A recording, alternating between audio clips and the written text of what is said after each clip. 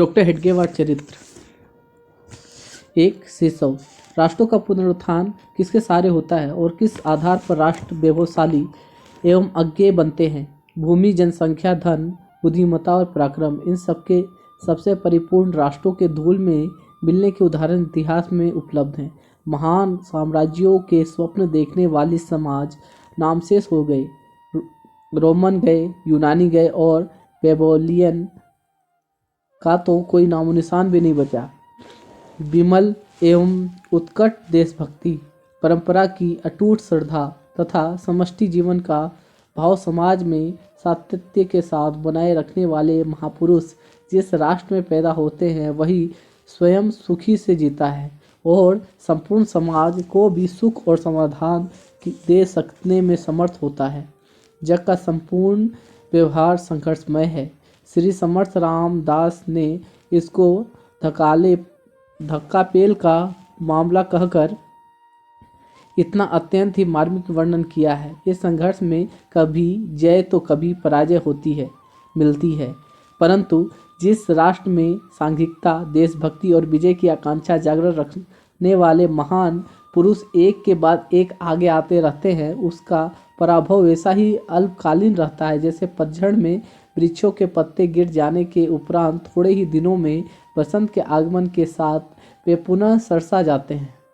ऐसे जीवट वाले एवं पराक्रमी समाज इस संसार में अमर रहते हैं। सुदेव से हिंदू समाज को अमरता का यह उत्तराधिकार प्राप्त हुआ है। मानो इतिहास के प्रथम पृष्ठ पर हमारा ही जयगान अंकित है और तब से आज की घड़ी तक हिंदू समाज अनेक जय पराजयों के बीच मानवता के प्रकाश स्तंभ के रूप में प्रबल आत्मविश्वास के साथ निरंतर आगे बढ़ता हुआ दिखता है। वेदकाल में ईस्वी सन की 20वीं शताब्दी के मध्य तक अविरल युग प्रवर्तक एवं कर्तृत्वशाली नर रत्नों का पुण्य प्रताप ही हमारी इस परंपरा की संचालन शक्ति है। आज की पतन की अवस्था में भी राष्ट्र के चैतन्य को जगाने वाले भारत माता के एक सपूत का चरित्र हमारे सम्मुख प्रस्तुत है। डॉक्टर केशव बलिराम हेडगेवार जी हैं वे महापुरुष।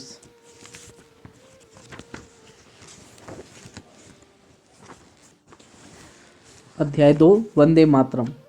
वेद शास्त्र संपन्न श्री बलिराम पंत एवं उनके साथ ही उनकी पत्नी रेवतीबाई ने आकस्मिक निधन के उपरांत हेडगेवार कुटुंब का संपूर्ण भार सहज क्रम से उनके ज्येष्ठ पुत्र महादेव शास्त्री के कंधों पर पड़ा। बलिराम जी की मृत्यु के उपरांत यज्ञ तथा वेद पाठन के सहारे घर में आने वाले पैसों का प्रवाह मंद पड़ गया। एक खंभे पर खंभे महल का खंभा टूटने पर जो स्थिति होती है वही हाल अब इस कुटुंब का था। अब अनेक बार घर में खाना भी केशव और सीताराम को ही पकाना पड़ता था। जिस दिन कहीं से निमंत्रण आ जाता उस दिन अवश्य उस दिन के कर्म से छुट्टी मिल जाती थी, वरना लकड़ी फाड़ना, सफाई करना, पानी भरना तथा भोजन पकाना आदि घर के सभी काम नियम पूर्वक उन्हीं को ही करने पड़ते थे। उतना ही नहीं, आवश्यकता अनुसार अन्य काम करने की भी उन्हें सिद्धता रखनी होती थी। गुरुजनों का दबाव कम होते ही महादेव शास्त्री बेलगाम हो गए।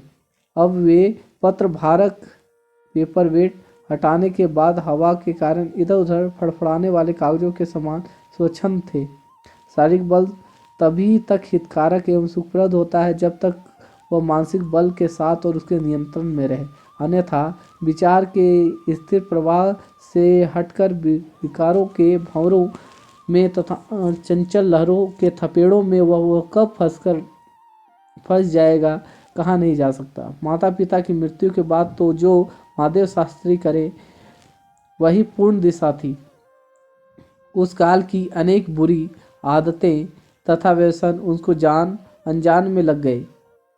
इस विषय में स्थिति की कल्पना देने के लिए एक ही उदाहरण का उल्लेख पर्याप्त होगा। साधारणतः केशव किसी भी काम से जी नहीं चुराता था, परंतु भंग घोटने का काम उसे तो क्या सीताराम को भी नहीं रुचता था।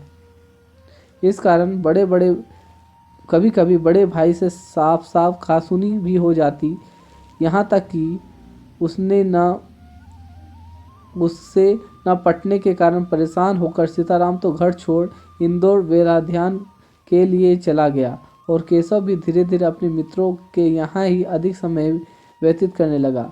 इन दिनों दोनों ही कभी कभी अनखाए ही रह जाते तथा फटे कपड़े पहने चारों ओर घूमते रहते थे।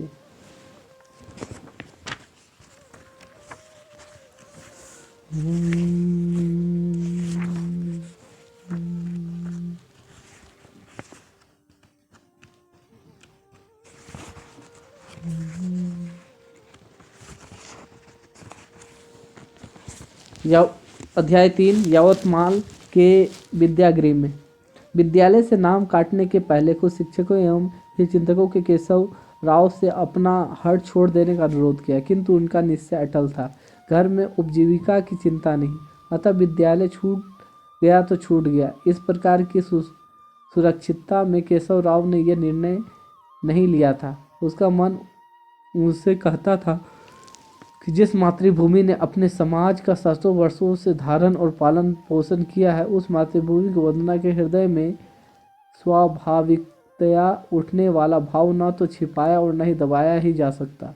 विदेशी सरकार की सत्ता में मातृभूमि की वंदना यदि अपराध है तो वह अपराध एक बार नहीं असंख्य बार करूँगा और इसके कारण उत्पन्न सभी संकटों को और यातनाओं को सहर्ष झेलूंगा।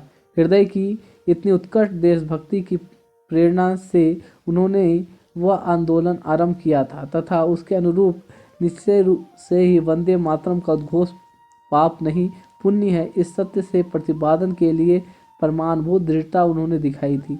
भावना की हवा में उड़ने वाली तथा परिस्थिति के अनुसार भावना का आवेश कम हुआ तो गोता खाकर कहीं भी कटेली झाड़ियों में उलझकर शरणागति स्वीकार करने वाली पतंग की वृत्ति उनमें नहीं थी।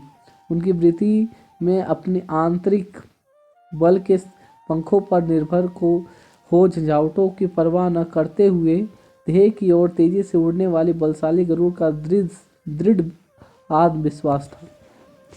2-3 वर्षों से डॉक्टर मुंजे के यहाँ उनका बराबर आना जाना था तथा बीच में कुछ दिनों तो वे उन्हीं के यहाँ रहे भी थे। डॉक्टर मुंजे स्वयं लड़ाकू वृत्ति के थे, अतः डॉक्टर हेडगेवार जैसे कार्यकर्ता की दृढ़ता और धैर्यपूर्ण व्यवहार से उन्हें अवश्य हर्ष हुआ होगा। इन दिनों केशव राव डॉक्टर मुंजे के यहाँ रहते थे, किंतु भोजन वहाँ नहीं करते थे। अपने पीछे लगा हुआ गुप्तचरों का झंझट कुछ मात्रा में कम हो जाए, इसी हेतु वे डॉक्टर मुंजे के यहाँ रहने लगे थे और दिखता है कि कुछ अंशों में उनका उद्देश्य सफल भी हुआ था। अध्याय 4 कलकत्ता। नागपुर जाने के बाद केशव राव हेडगेवार ने पहले की भांति सार्वजनिक कार्यों में हाथ बटाना प्रारंभ कर दिया। नागपुर के पास ही कवि कालिदास प्रणीत मेघदूत में वर्णित रामगिरी अर्थात रामटेक पर श्री रामनवमी का बड़ा मेला लगता था। इस मेले में बिकने वाले पेड़े स्वदेशी हों, इस हेतु उन्होंने गुड़ के पेड़े बनवाए, क्योंकि उन दिनों शक्कर जावा से आती थी। वे पेड़े सस्ते तथा काफ़ी परिणाम में मिल सके, इसकी भी व्यवस्था की गई थी। उन दिनों नागपुर के क्रांतिकारी तरुणों के बीच वे सदैव ही आते जाते रहते तथा उनमें इसके भीतर पेट चुके थे कि विभिन्न प्रांतों में चलने वाले क्रांतिकारी के सूत्र उन्हें अवगत हो गए थे। इसी समय माधवदास सन्यासी के नाम से विज्ञात एक बंगाली क्रांतिकारी नागपुर में आया था। इस तरुण को क्रांतिकारी दल की आज्ञानुसार जापान जाना था, किंतु उपदेश भेजने की योजना बनाने तथा पैसा एकत्र करने तक इस व्यक्ति को कहीं छिपाकर रखना था, जिससे सब काम चुपचाप हो सके। केशव राव ने उसको मोहोब के श्री अप्पा जी हल्दे के, जो कि उम्र में बड़े होने पर भी अपने को केशव राव का अनुयायी मानने में ही गर्व करते थे, यहाँ रखने की व्यवस्था की।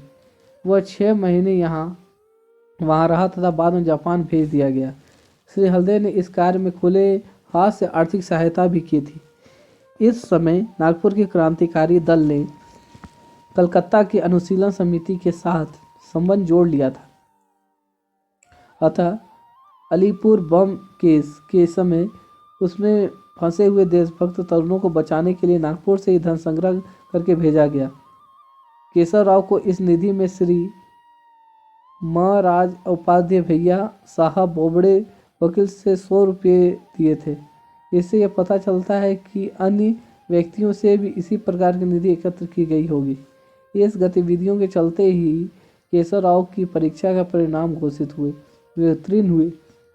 उन्हें इस संबंध में जो प्रमाण पत्र मिला उस पर the National Council of Education Bengal के अध्यक्ष के नाते डॉक्टर रास बिहारी बोस के हस्ताक्षर है।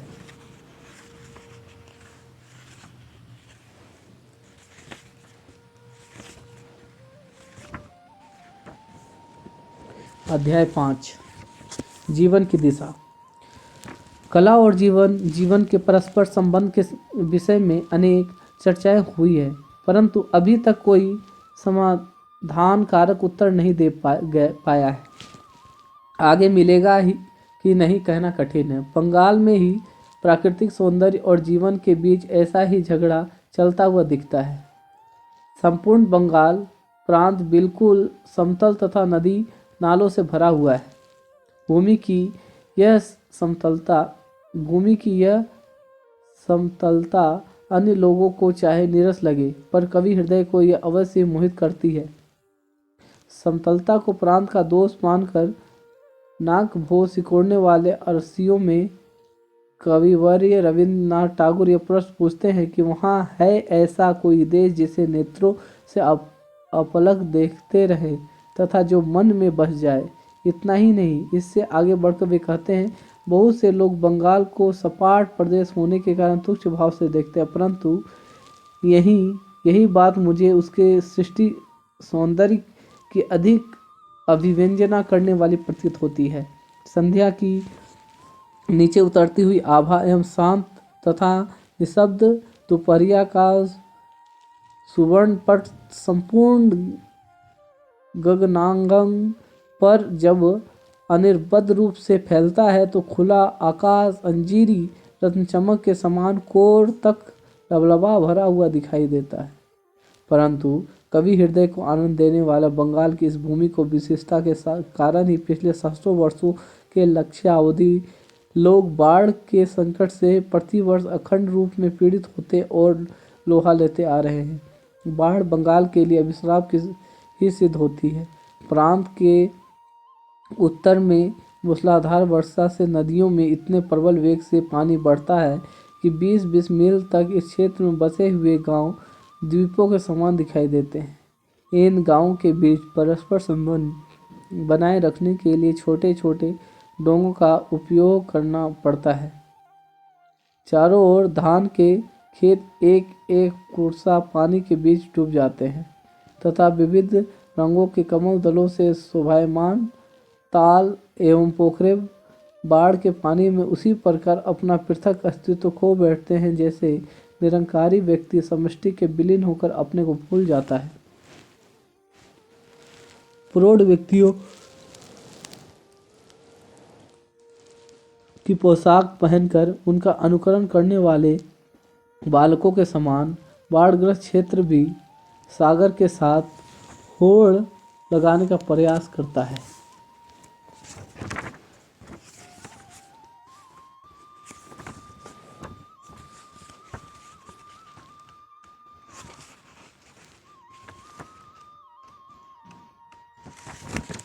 अध्याय 6 क्रांतिकारी गतिविधियां।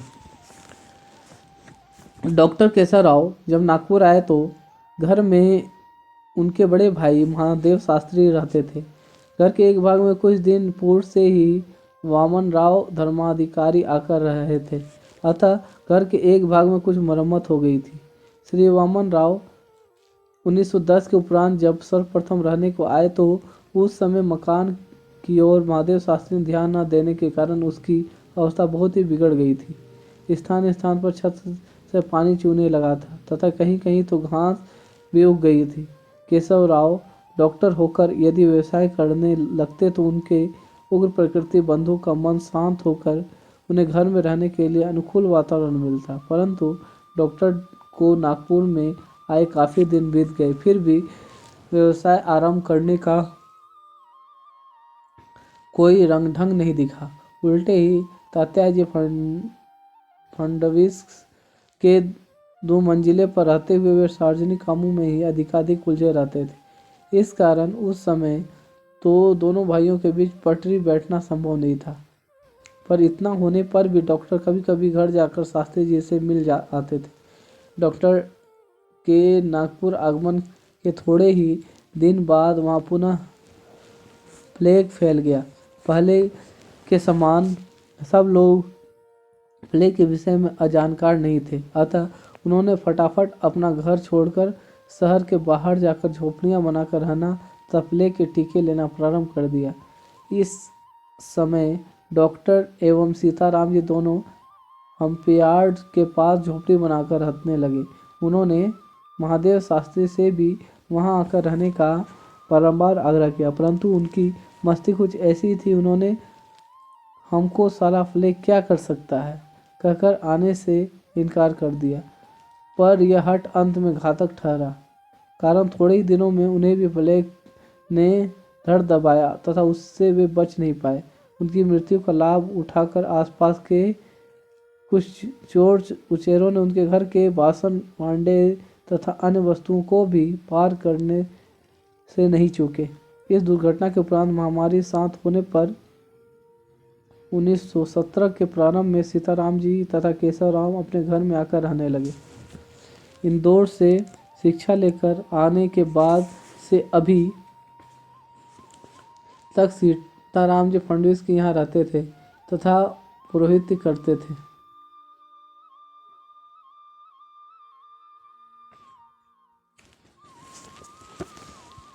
अध्याय 7 नागपुर का कांग्रेस अधिवेशन। प्रथम महायुद्ध समाप्त हुआ। उस समय हिंदुस्तान के मुसलमानों में खिलाफत आंदोलन की एक नई लहर पैदा कर दी। हिंदू मुसलमानों की एकता के लिए महात्मा गांधी जी ने उस लहर के साथ हाथ मिलाया। इस युक्ति से असहयोग आंदोलन का जन्म हुआ। इस आंदोलन में डॉक्टर हेडगेवार भी सम्मिलित हुए थे। अतः इस घटना चक्र की पृष्ठभूमि का तनिक सूक्ष्म रीति से अवलोकन उद्बोधन होगा। प्रथम विश्व युद्ध के तुर्की अंग्रेजों के विरुद्ध तथा जर्मनी के साथ था। दुनिया के सभी मुसलमानों का धर्मगुरु खलीफा उस समय तुर्की का बादशाह था।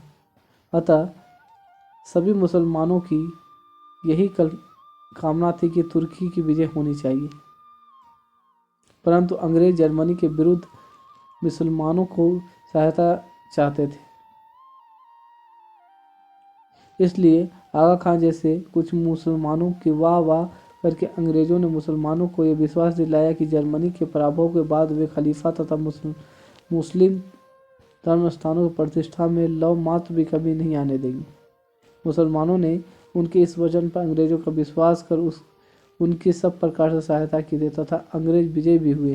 परंतु राजनीति में काम पड़े तो गधे को भी मामा कहने की और अवसर निकाल जाने पर मामा का भी कीमा बनाकर चटकर जाने की नीति अंग्रेज भली भांति जानते थे। अतः अंग्रेजों ने तुर्की के ओटोमन साम्राज्य को छीन भिन करके वारसाई की संधि के अनुसार मिस्र, सीरिया, फिलिस्तीन, अरेबिया आदि पृथक राज्यों की स्थापना की। इतना ही नहीं, प्रत्यक्ष तुर्की पर भी मित्र राज्यों के प्रभुत्व के चिन्ह मुसलमानों को दिखने लगे। इस प्रकार वचन भंग करने वालों के प्रति क्षोभ होना स्वाभाविक था। इस क्षोभ में मुसलमानों की यह मांग पैदा हुई कि खलीफा के ऊपर मित्र राष्ट्रों का अत्याचार व अन्याय समाप्त होना चाहिए, अन्यथा हम अंग्रेजों के साथ असहयोग करेंगे।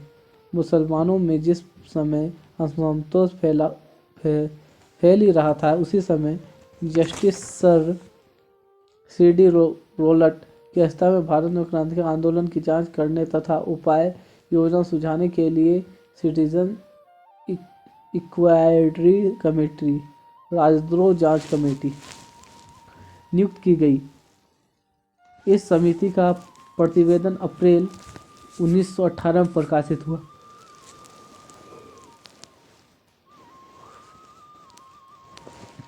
वह अत्यंत ही दूषित था, प्रक्षोभक था, किंतु उसके प्रतिवेदन को मान्य कर उसके आधार पर भारत सरकार ने केंद्रीय विधानसभा के समक्ष एक विधेयक पेश किया। उसमें शासक को अधिकार दिया गया था कि उसने हिंसक उपायों में आंदोलन करने वालों को बिना जांच पड़ताल के बंदी बना लिया सकती थी और बिना पंच जूरी के मुकदमा चला सकती थी।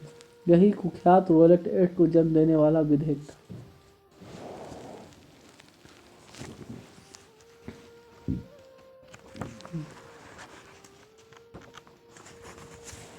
अध्याय 8 असहयोग आंदोलन व अभियोग।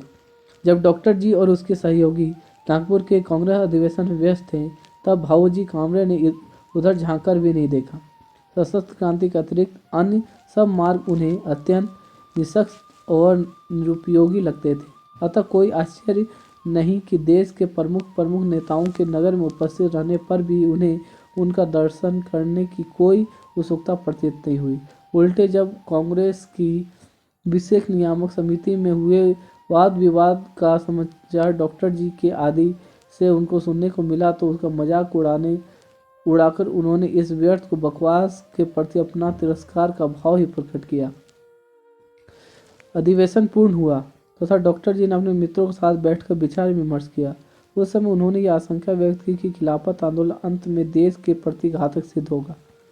उन्होंने यह स्पष्ट किया कि 1 वर्ष में स्वराज्य की घोषणा चाहे कर दी गई हो, परंतु समाज की मनस्थिति को देखते हुए उसकी सिद्धि असंभव ही है। डॉक्टर जी का यह कथन था कि भारत में मुसलमानों के अतिरिक्त ईसाई, पारसी, यहूदी आदि दूसरे लोग भी रहते हैं, परंतु उसका कोई उल्लेख न करते हुए केवल हिंदू मुस्लिम की एकता की बात मुसलमानों में यह भावना निर्माण करती है कि वे अन्य लोगों से कुछ विशेष हस्ती रखते हैं। इसमें उसमें एक पृथकवादी मनोवृत्ति उत्पन्न होगी जो उनका भारत के राष्ट्र जीवन के एकीकरण नहीं होने देगी। उनके ये विचार होते ही डॉक्टर जी का ये अवश्य मानते थे कि असहयोग आंदोलन के द्वारा जनता को कुछ प्रमाण में जागृत किया जा सकता है। साथ ही जब देश में हजारों लोग अंग्रेज सरकार से असहयोग कर संघर्ष कर रहे हों, उस समय केवल प्रेक्षक की भूमिका लेकर इसलिए खड़े रहना कि इस संघर्ष से अपेक्षानुसार लाभ नहीं होगा, उसे पसंद नहीं था। अन्यथा वे संघर्ष करना उनका स्वभाव था तथा कष्टांशी मांसू झोला, मृत्यु सी खेलू ठोला, कष्ट को झूला बनाकर मृत्यु से मैं खेलूं, ऐसा था उनका मनोधैर्य।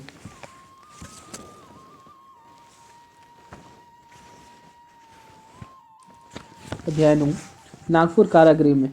शुक्रवार दिनांक 19 अगस्त 1921 को डॉक्टर जी की कारागृह गए।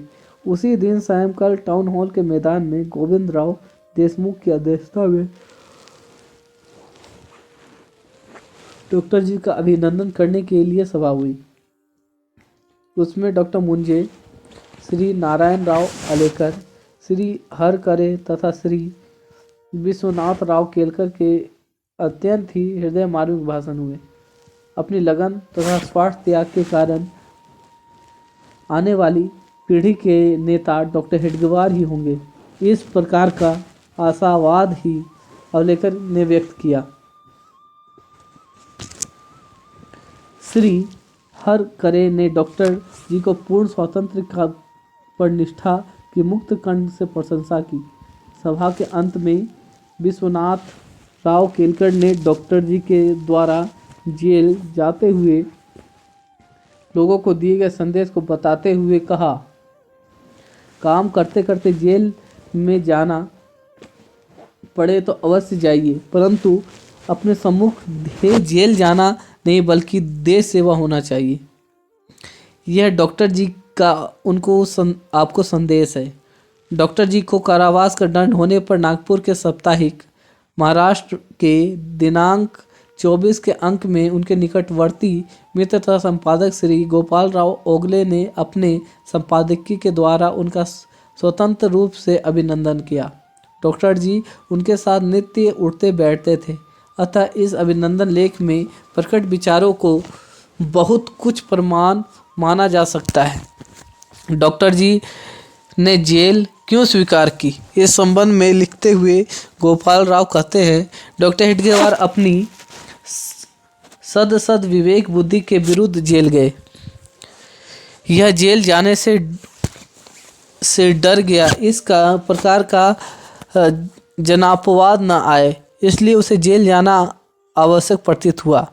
जनापवाद अत्यंत ही निर्घृण दुर्वासा ऋषि है। वह बड़े बड़ों को कसौटी पर कसता है।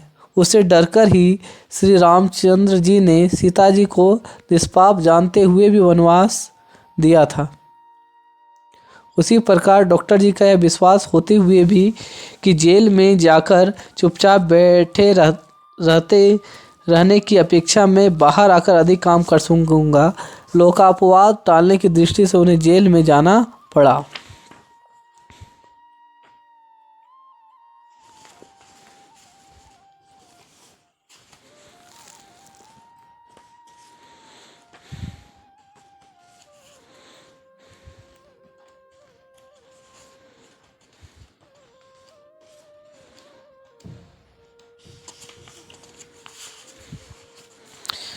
अध्याय 10 विचार मंथन। डॉक्टर जी 12 जुलाई 1922 को कारागृह से छूटे। असहयोग आंदोलन इसके पूर्व ही बंद हो चुका था। गांधी जी बंदी बना लिए गए थे। भावना के आवेश में इस आंदोलन में भाग लेने वाले लोग रात में इधर उधर भटक रहे थे। दिनांक 5 फरवरी को उत्तर प्रदेश में चोरा चोरी नामक स्थान पर एक क्रुद्ध भीड़ ने पुलिस की चौकी पर हमले करके 21 सिपाही तथा एक अधिकारी को मार डाला था तथा चौकी को आग लगा दी थी। गांधी जी ने इस घटना में व्यथित होकर दिनांक 12 फरवरी को असहयोग आंदोलन स्थगित कर दिया, किंतु यह कारण तत्कालीन तथा गौण था। अहिंसा के पथ का पूर्णतः पालन करने के लिए जनता में जिस प्रकार की पात्रता अनुशासन चाहिए, उसका अभाव इसके पूर्व ही स्पष्ट रूप से चारों ओर अनुभव होने लगा था। ऐसी स्थिति में डूबने आंदोलन के लिए तिनके का सहारा लेकर गांधी जी ने अपनी लाज बचाई। उस समय महात्मा गांधी जी लिखते हैं कि ईश्वर ने मुझे तीसरी बार सावधान किया है कि जिसके बल पर सामूहिक असहयोग समर्थनीय एवं न्यायोचित ठहराया जा सकता है, यह सत्यपूर्ण एवं अहिंसामय वातावरण अभी भारत में नहीं है। अध्याय 11 इसके बाद भाग्यवंत पर अत्यासी चतवर अखंड विचार चालनेचा यत यत्नाची चालना अखंड सहाना तोची एक। भाग्यवान नर वह जो यत्नों में तत्पर है, चलने ही की जिसे टेक है, संचालन का यत्न का संचालन हो, पूर्व से आना वही एक है। अध्याय 11 डिंडी सत्याग्रह। नागपुर अधिवेशन के उपरांत कांग्रेस ने दिन प्रतिदिन गांधी जी का प्रभाव बढ़ता गया तथा उनके सूत्र उनके अनुयायियों के हाथों में जाने लगा। इस नई स्थिति में कांग्रेस की जो पुनर्रचना की, उसमें नागपुर, भंडारा, वार्धा तथा चांदा जिले मिलाकर मराठी मध्य प्रदेश के नाम से अलग प्रांत बना लिया गया। किंतु इस प्रदेश की कांग्रेस पहले से ही तिलक मतावलंबियों के हाथों में थी तथा असहयोग आंदोलन के काल में उनके प्रभाव में कोई कमी नहीं हुई थी। चारों ओर गांधीवादियों के हाथ में कांग्रेस जाने के बाद भी यह अकेला प्रांत अपवाद स्वरूप बचे रहे। यह बात सेठ जमनालाल बजाज जैसे गांधी भक्तों को खलने लगी थी। अतः 1922 के आसपास इस प्रदेश में कांग्रेस के सूत्र हाथ में लेने के लिए दोनों गुटों में काफ़ी प्रतिस्पर्धा विद्यमान थी। इधर डॉक्टर जी खिलाफत तथा असहयोग आंदोलन की आंतरिक स्थिति देखकर काफ़ी चिंतित थे तथा नया रास्ता खोजने का प्रयास कर रहे थे, किंतु यह नया रास्ता मिलने तक उन्होंने अपने सहयोगियों को यही सूचना दे रखी थी कि स्थान स्थान पर कांग्रेस के सूत्र अपने हाथों में ही रखे जाएं। अतः श्री अप्पाजी जोशी तथा उनके कुछ समवयस्क तरुण कार्यकर्ताओं के गया कांग्रेस के पूर्व से चुनाव में गांधी गुट का डटकर मुकाबला किया। इस समय पुरानी पीढ़ी में से तिलकपंथी डॉक्टर मुंजे, बे अभयंकर, चांदा के श्री बलवंत देशमुख आदि सज्जन इस तरुण वर्ग की पीठ पर थे। अतः चुनाव में उनकी विजय हुई। इस दोनों गुटों की स्पर्धा आगे भी कई वर्षों तक चलती रही। डॉक्टर जी इस समय कांग्रेस में ही थे तथा खादी की टोपी तथा दुपट्टे का उपयोग करते थे। स्थान स्थान पर लोगों के द्वारा भेंट किए हुए खादी के वस्त्रों को उन्होंने प्रेम से ग्रहण किया था। कांग्रेस में रहने के बाद भी उन्होंने अतिरेकी विचार तथा आचार पर उनकी श्रद्धा नहीं थी। वे खादी विरुद्ध नहीं थे, परंतु कांग्रेस में होने वाले मतदान के समय किराए के अथवा मांगे के खादी में कपड़े पहनकर मतदान करने वाले उदाहरणों का उस सबको पता होने के बाद भी उस नियम का आग्रह उन्हें समझ में नहीं आता था। अध्याय 12 संघ का संकल्प। डॉक्टर जी नागपुर नेशनल यूनियन की एक विशेषता थी कि वह पूर्ण स्वतंत्रता का प्रतिपादन करती थी।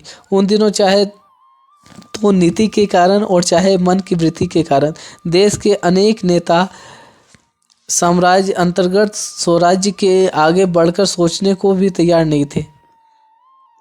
सर्वोदयी नेता आचार्य दादा धर्माधिकारी बताते हैं कि उन दिनों गणेश उत्सव अथवा अन्य किसी कार्यक्रम में बुलाते समय डॉक्टर जी भी वक्ता में स्मरण पूर्वक आग्रह करते थे कि पूर्ण स्वतंत्रता के ध्येय का ही प्रतिपादन किया जाए। आंदोलन के बाद की विफलता तथा गड़बड़ के काल में इस विचार के विशुद्ध स्वतंत्र की परिकल्पना का प्रचार करने की विशेषता आवश्यक थी। इसी हेतु ध्यान में रखकर 1923 में मध्य में डॉक्टर हेडगेवार, श्री विश्वनाथ राव केलकर, डॉक्टर खरे, श्री वसुदेव फडणवीस, श्री गोपाल राव ओंगले, श्री बलवंत राव मंडेलकर आदि व्यक्तियों ने नागपुर में स्वतंत्र नाम का एक दैनिक पर निकालने का निश्चय किया तथा 1-2 महीना दौड़ धूप करके सहकारी तत्व के आधार पर चलने वाले स्वतंत्र प्रकाशन मंडल की व्यवस्था भी कर दी। इस मंडल के लिए डॉक्टर हेडगेवार तथा डॉक्टर खरे ने बराबर का दौरा करके धन भी एकत्रित किया। इन दोनों प्रांत के शैक्षणिक दृष्टि से जो भी पिछड़ी हुई थी उसमें एक दैनिक निकालने का विचार अत्यंत साहस का ही था। कारण थोड़े से वाचक वर्ग में पहले ही प्रजावश, अकोला, उदय, अमरावती, लोकतंत्र, यवतमाल, तरुण भारत, वर्धा, मारवाड़ी, रणवीर तथा महाराष्ट्र, नागपुर इतने साप्ताहिक स्थान पर अपने जड़ जमा कर बैठे थे। किंतु तरुणाई का जोश कुछ ऐसा होता है कि वह परिस्थितियों की विपरीतता को देखकर भी उस पर हावी होने की आकांक्षा रखता है। नागपुर से स्वतंत्र के प्रकाशन का प्रयत्न इसी उत्साह का द्योतक था। चिटनिस पार्क के पास बेनिरगिनी महाराज के बाड़े में स्वतंत्र दैनिक का कार्यालय खोला गया तथा 1924 के प्रारंभ में श्री विश्वनाथ राव केलकर के संपादकत्व में पत्र का प्रकाशन प्रारंभ हो गया।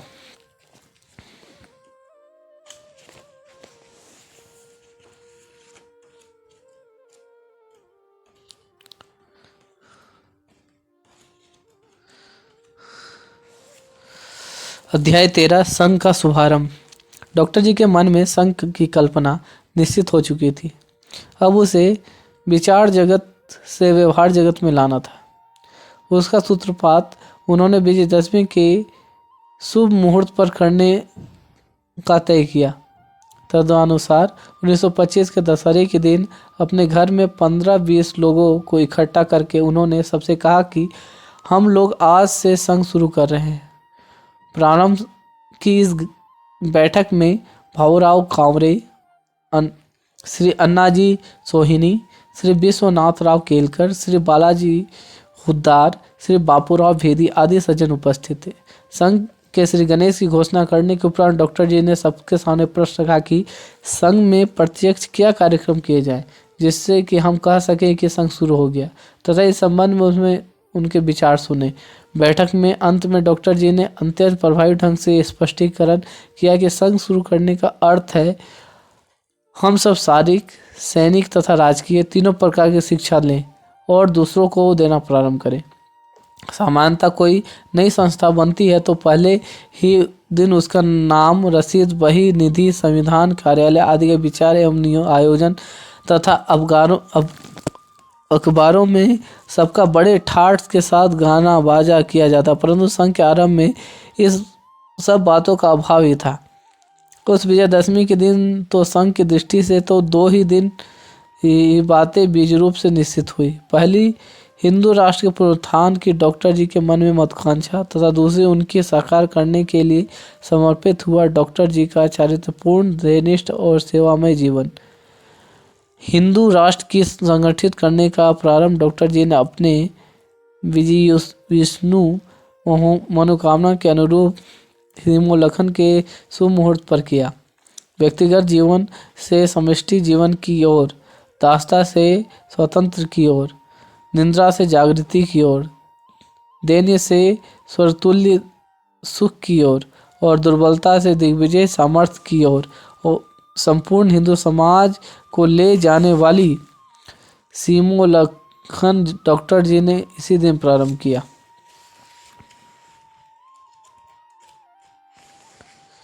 अध्याय 14, नागपुर का दंगा। मोहिते-बाड़े में लगने वाले संघ का 1927 के प्रारंभ में स्वरूप विस्तृत होने लगा। अब उसे आयु के अनुसार शिशु, बालक, तरुण तथा प्रौढ़ स्वयंसेवकों ने अलग अलग पथक बनाकर उसे लव, चिलिया, कुश, ध्रुव, प्रहलाद, अभिमन्यु, भीम तथा भीष्म नामोत्तर वर्धमान क्रम से दिए गए। भीष्म पथक में संघ से संबंधित प्रौढ़, भीम में बड़े तरुण, कुश, ध्रुव तथा प्रहलाद में तरुण, किशोर तथा बाल और लव और चिलिया पथक में 10 वर्ष से नीचे के शिशुओं का वर्गीकरण किया गया। अब संघ स्थान के कार्यक्रमों को निश्चित स्वरूप आ गया था तथा तरुणों के कार्यक्रम में संरक्षण क्षमता उत्पन्न करने की दृष्टि से युद्ध योग्य तथा द्वंद्व पर विशेष बल दिया जाता था। 70-80 तरुणों के एक साथ लाठी के कार्यक्रम के वातावरण इतना उत्साहपूर्वक दिखाई देता था कि खड़े हुए व्यक्ति के हृदय में वीर भाव का संचार हुए बिना नहीं रहता। श्री सोहोनो जी का यह कहना कि प्रहार में इतना आवेश और वेग होना चाहिए कि सामने खड़ा शत्रु मार लगते ही तुरंत घायल होकर गिर पड़े, उनके स्वयं के प्रहार में यह सामर्थ्य दिखता भी था। परम पूजनीय डॉक्टर जी ने यहाँ आने वाले स्वयंसेवकों से उनका कमरा सदैव भरा रहता था। उन दिनों नए नए मित्रों को डॉक्टर जी के यहाँ लाकर उन्हें संघ में भर्ती कराने की बात और दोनों के बीच एक प्रतिस्पर्धा सी लगी रहती थी। घर और विद्यालय चारों ओर विद्यार्थीगण में संघ का ही विचार चलता था। डॉक्टर जी ने यहाँ बैठक में हिंदू संगठन की आवश्यकता, भगवा ध्वज का महत्व, स्वतंत्रता, अन्य समाजों के आक्रमण और उसकी कारण मीमांसा, दैनिक एकत्र होने तथा कार्यक्रमों का महत्व, अनुशासन आदि अनेक विषयों की चर्चा होती थी। जानकार स्वयंसेवकों को हिंदू संगठन की दृष्टि से उपयुक्त पुस्तकें भी पढ़ने को दी जाती थी। इन पुस्तकों में सरकार द्वारा जब्त पुस्तकें भी सावधानी से पढ़ने को मिलती थी। हिंदुत्व तथा खतरे की घंटी, दोनों पुस्तकों का प्रभाव तो स्वयंसेवकों के प्रयत्न में सर्वसामान्य जनता में भी होने लगा था। संघ की रचना। अध्याय 15। संघ के स्वयंसेवकों की संख्या समाज पर उसका दबदबा बढ़ता जा रहा था, किंतु परम पूजनीय डॉक्टर जी ने कुछ चिंतित थे। उनका अनुभव था कि लोग भावना के आवेश में किसी कार्य को बड़े उत्साह से हाथ में लेते हैं और 4 दिनों में काम की नवीनता समाप्त होते ही उससे हाथ खींचकर अपने व्यक्तित्व काम धंधों में लग जाते हैं। अतः डॉक्टर जी बराबर इस काम का प्रयत्न करते रहते हैं कि संघ में आने वाले स्वयंसेवकों के मन में अखंड स्फूर्ति का स्रोत प्रभावित करने वाले हिंदू राष्ट्र की विचारधारा स्थिर एवं दृढ़ हो जाए। इस उद्देश्य से बैठकें, बौद्धिक वर्ग तथा व्यक्तिगत बातचीत की सुसूत्र योजना बनाई गई। संघ स्थान पर अत्यंत उत्साह के साथ काम करने वाले कुछ स्वयंसेवकों क्रांतिकारियों के संपर्क में भी आ गए। संघ स्थान के कार्यक्रम के बाद कुछ पथक के कुछ तरुण गुप्त रूप से अनेक बैठकें करते तथा वे कुछ ऐसी योजना की कल्पना कर रहे थे जिससे कि लोगों में धाक बैठ जाए। 20-21 वर्ष के तरुण गुप्त रूप से अपनी बैठक करते तथा वे कुछ ऐसी योजना की कल्पना कर रहे थे जिससे कि वो लोगों में धाक बैठ जाए। 20-21 वर्ष के तरुण कार्यकर्ता श्याम राव गाडसे उस पथक के शिक्षक थे। उनके मन का रुझान क्रांतिकारी की ओर होने के कारण वे अपने पथक के किसी स्वयंसेवकों को भी इस ओर खींचने तथा क्रांति की दीक्षा देने का प्रयत्न करने लगे थे। इसके अतिरिक्त जब्त साहित्य पढ़ने का चस्का भी तरुणों को लग गया था। अतः पाल में हवा भरने के कारण वेग से दौड़ने वाली नाव के समान तरुण हृदय की क्रांति के रंगीन स्वप्न बड़ी तेजी से दिखने लगे थे। सार्वजनिक कार्यों में व्यस्त रहने के कारण डॉक्टर जी को स्वयंसेवकों से मिलने जुलने के लिए जितनी फुर्सत चाहिए उतनी नहीं मिल पाती थी। अतः शाखा पर आने वाले कुछ स्वयंसेवक तथा बाहर के लोग भी संघ को अन्ना सोहनी जी का संघ, मार्तंड राव जोश का संघ अथवा महासभा का पथक आदि समझकर बोलते हुए सुने जाते थे। किंतु 1927 के बाद डॉक्टर जी ने अन्य कार्यों से अपना हाथ काफी खींच लिया था। स्वयंसेवकों के बीच अधिक उठने बैठने लगे। अतः स्वयंसेवकों ने यह भाव शीघ्र ही आ गया कि संघ किसी व्यक्ति विशेष का न होकर संपूर्ण हिंदू समाज का है। अध्याय 16 संघचालक। सर संघचालक। परम पूजनीय डॉक्टर जी का स्वभाव था कि यदि वे किसी स्वयंसेवक में कोई गुण देखते तो उसको प्रोत्साहन देते। इसी स्वभाव के अनुसार उन्होंने श्री सावलापुरकर को, जो उस समय विद्यार्थी थे, भगवा ध्वज ही राष्ट्रीय ध्वज इस विषय पर लेख लिखने को कहा।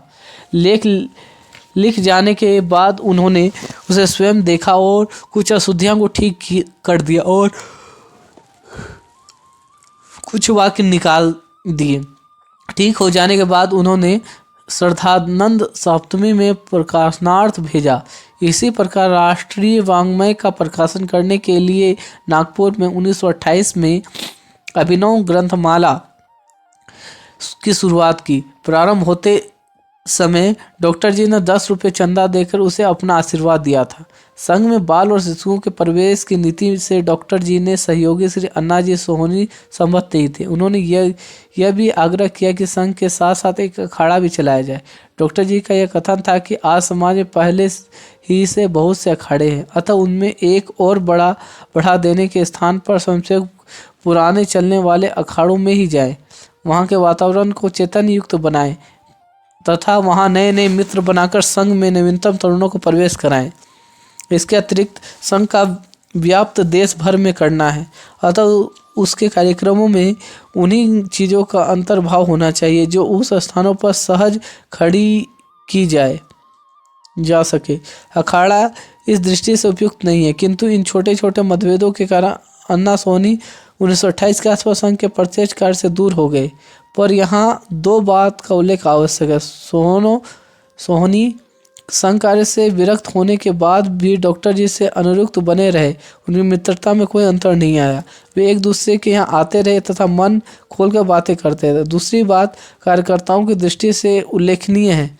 साधारणतः देखा जाता है कि संस्था में मतभेद हो गया तो उनमें से एक गुट फूटकर बाहर निकल गया और मूल संस्था के साथ डटकर स्पर्धा ही नहीं तो उसका प्राण से विरोध करने लगता है। परंतु सोहनी ने इस वाममार्ग को कभी अंगीकार नहीं किया। उल्टे बुढ़ापे में अर्धांग से पीड़ित होने पर भी डॉक्टर जी के विषय में उनके मन में उत्कंठ प्रेम का मैंने स्वयं अनुभव किया है।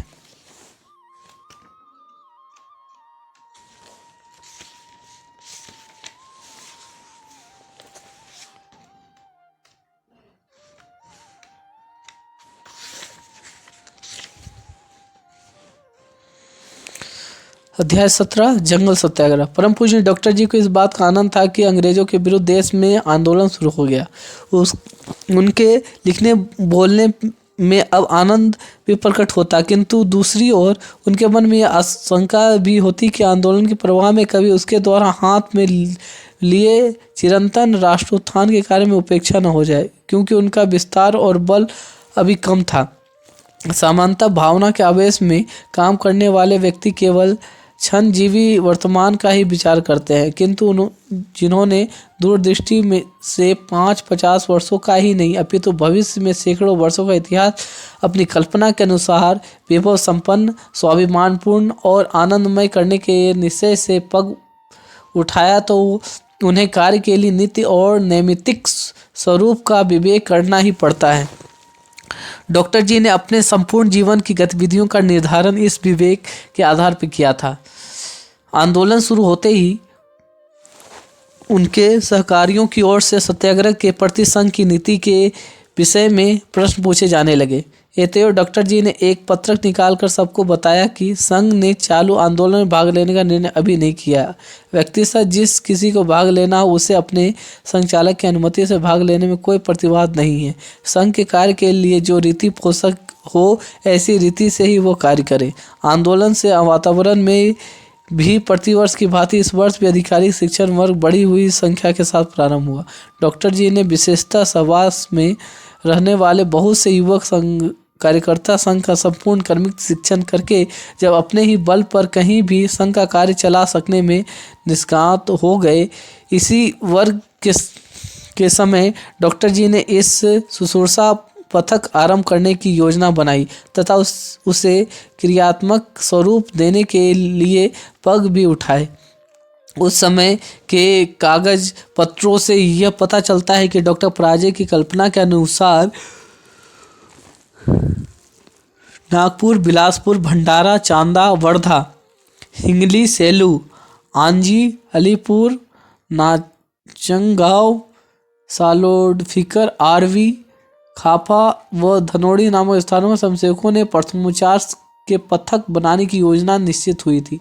इस स्थानों में वे योजना कहाँ कहाँ कार्यान्वित हो सके यह कहना आज कठिन है, किंतु यह निश्चित रूप से ज्ञात है कि नागपुर में 100 तरुणों के एक अनुशासनबद्ध पथक को शिक्षा देकर खड़ा करने में सफलता मिली थी।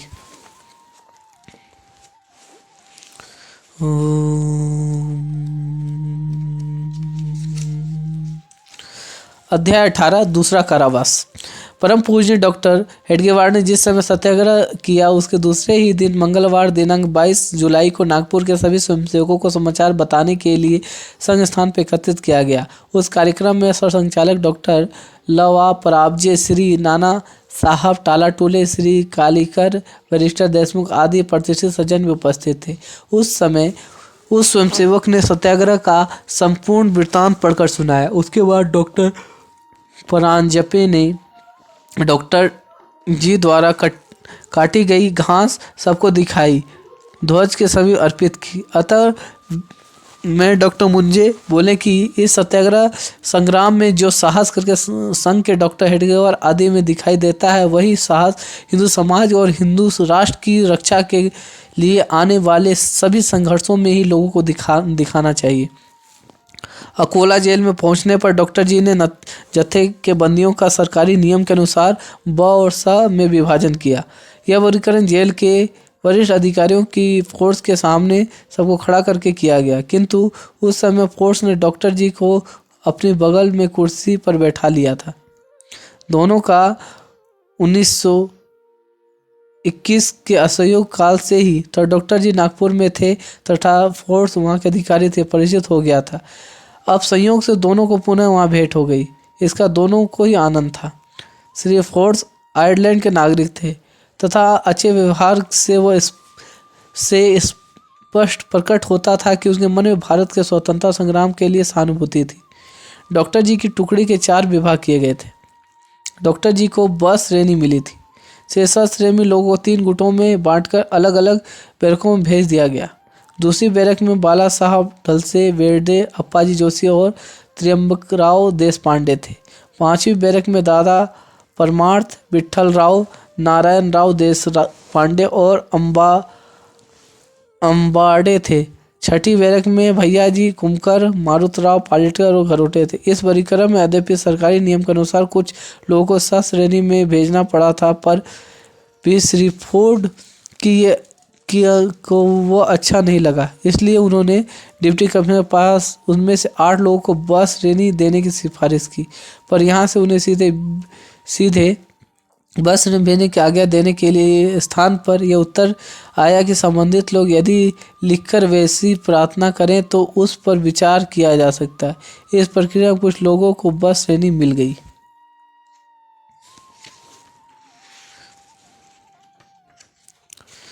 अध्याय 19 विदर्भ में प्रवेश। अकोला कारागृह में डॉक्टर हेडगेवार दिनांक 14 फरवरी 1931 से मुक्त हुए। नागपुर आने के बाद उन्होंने अपनी अनुपस्थिति में संघ कार्य का सूक्ष्म रीति से अवलोकन किया। प्रमुख नेताओं के कारावास में होते हुए भी संघ कार्य में किसी प्रकार की न्यूनता न होने देने का स्वयंसेवकों का निश्चय था। कार्य की वृद्धि ने प्रमाणित कर दिया कि वे अपने निश्चय पर अडिग रहे। यद्यपि देखने में तो डॉक्टर जी के चारों ओर इकट्ठे वे स्वयंसेवक स्कूली लड़कों और बाल गोपालों की कोटि में आते थे, किंतु संघ कार्य के व्याप्त हो संभालने और बढ़ाने की जिस सामर्थ्य और लगन का उन्होंने परिचय दिया था वो अच्छों को लजाने वाला था। ध्येयनिष्ठ और संस्कारों से अकिंचन सा दिखने वाला मानव भी कितना असमर्थ और कृतत्ववान हो जाता है, इसका प्रमाण मिल गया था। संघ के कार्यक्रमों की संस्कार क्षमता एक स्वयंसेवक के रूप में साकार हो रही थी। नागपुर में संपूर्ण स्थिति की जानकारी करते हुए 4-6 दिन रहकर डॉक्टर जी मुंबई गए। उनके मन में ये विचार चक्कर काट रहा था कि मुंबई में अपने मित्रों के साथ संघ के कार्य में वार्तालाप करके महाराष्ट्र के क्षेत्र में भी संघ कार्य का बीजारोपण किया जाए। विलायत में हुई गोलमेज परिषद में उठे हिंदू विरोधी स्वर का समाचार उन्हें मिल चुका था। भविष्य में हिंदुओं के ऊपर आने वाले संकटों की विभीषिका उनको स्पष्ट दिख रही थी। संकट सम्मुख थे, पर उनको टालने का अचूक मार्ग भी उनको ज्ञात था। आवश्यकता थी कि उस मार्ग पर तेजी से 7 कदम बढ़ाए जाएं। मुंबई में डॉक्टर जी श्री बाबा राव सावरकर तथा डॉक्टर नारायण राव सावरकर से मिले। उनके साथ संघ कार्य के महाराष्ट्र में विस्तार के विषय में चर्चा भी हुई। इस समय विठल भाई पटेल ने भी उड़ते उड़ते भेंट करने का संयोग आ गया। विठल भाई का स्वास्थ्य बिगड़ जाने के कारण सरकार उन्हें वियना भेजने के लिए मुंबई लाई थी। सरकार ने यह काम बहुत ही गुप्त रीति से किया था। कहते हैं कि वे पहचाने न जा सके, इस दृष्टि से उनकी दाढ़ी भी मुड़वा दी गई। मुंबई में उन्हें सेठ गोकुलदास तेजपाल चिकित्सालय में रखा गया। उन दिनों डॉक्टर हेडगेवार ने माननीय डॉक्टर भास्कर राव कृष्ण राव बिछुए चिकित्सालय में हाउस सर्जन के नाते काम करते थे। वे विठल भाई को देखते ही पहचान गए। विठल भाई ने श्री बिछुए से कहा, मुझे पहचान गए तो यह न बताते हुए कि मैं जिन्हें बताऊं उन व्यक्तियों से मिलने की व्यवस्था कर दो। डॉक्टर बिछुए ने डॉक्टर जी को भी विठल भाई की बीमारी का समाचार दिया। संघ के मौलिक कार्य के संबंध में प्रेम रखने वाले नेताओं में विठल भाई पटेल भी थे तथा कुछ वर्ष पहले वे नागपुर संघ स्थान पर आकर संघ को अपना आशीर्वाद भी दे गए थे। अतः डॉक्टर जी बाबा राव सावरकर के साथ डॉक्टर बिरोचे की सहायता के विठल भाई से मिले, उनके स्वास्थ्य के बारे में पूछताछ की। अध्याय 20 विवंचना। काशी में 1931 में परम पूज्य डॉक्टर जी के द्वारा संघ कार्य की अच्छी गति मिली। लगभग 1 मास तक उन्हें वहां रहने के कारण कार्य को प्रारंभ से ही अच्छी गति और योग्य दिशा प्राप्त हो गई थी। विश्वविद्यालय की शाखा में स्वयंसेवकों ने विद्यार्थियों के अतिरिक्त कुछ तरुण प्राध्यापकों को भी संघ में आकृष्ट करना प्रारंभ किया। इन अध्यापकों में श्री माधवराव गोलवलकर उपाध्याय श्री गुरु जी भी थे। वे संघ के निकट आकर कार्य में रुचि लेने लगे थे। डॉक्टर जी को यह समाचार स्वयंसेवकों के पत्रों से मिल गया था। इस प्रकार से तरुण एवं बुद्धिमान कार्यकर्ता वहां के शाखा को प्राप्त हो रहे हैं, यह जानकर उन्हें आनंद हुआ। उन्होंने नागपुर में श्री माधवराव जी से संबंधित स्वयंसेवकों से उनके विषय में और पूछताछ की। 1932 के अप्रैल में काशी विश्वविद्यालय की छुट्टी होने के बाद जब श्री गुरु जी नागपुर आए तो एक दिन सहज रास्ते में जाते हुए डॉक्टर जी ने उनको देखा। उन्होंने गुरु जी को रोकते हुए कहा, आपका नाम माधवराव गोलवलकर है ना?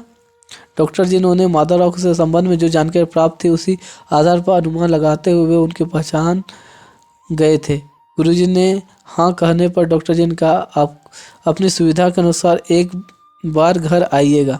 तदनुसार श्री गुरु जी डॉक्टर जी के घर गए। यहीं परम पूजनीय डॉक्टर जी तथा दूसरे संचालक परम पूजनीय से गुरु जी की पहले भेंट थी। नागपुर की गर्मी प्रारंभ हो गई थी। मई महीने में प्रारंभ होने वाली शिक्षण वर्ग की तैयारी में डॉक्टर जी भी लग गए थे। उसी समय बाबा राव सावरकर का पत्र मिला। मई मास के प्रारंभ में कराची में होने वाले अखिल भारतीय तरुण हिंदू परिषद में आप अवश्य आइए।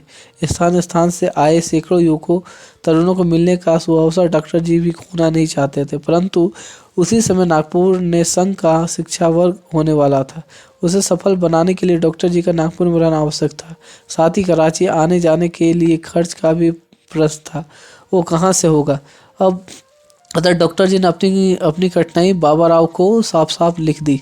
इस विषय पर दोनों में से जो पत्रकार हुआ वह दोनों देशभक्तों के पारस्परिक संबंध तथा कर्तव्य कठोर जीवन पर अच्छा प्रकाश डालता है। डॉक्टर जी ने समान समान बाबा राव ने पास भी कराची जाने के लिए पैसे नहीं थे, किंतु उन्होंने कठिनाई को समझकर बाबा भाई परमार जी के आने जाने का व्यय बंद करने का उसे आश्वासन दे दिया। इस आधार पर बाबा राव ने डॉक्टर जी को लिखा, उस मिलने वाले व्यय में से हम लोग आधा आधा बांटकर अपना भार कुछ हल्का कर सकेंगे। इतना था दोनों के बीच में स्नेह।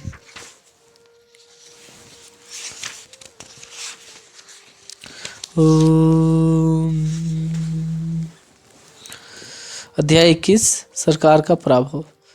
संघ में सरकारी कर्मचारियों के भाग लेने पर प्रतिबंध लगा दिया गया। परम पूजनीय डॉक्टर जी ने इस आदेश को रद्द करने वालों की दृष्टि से रीति में से ही काम लिया।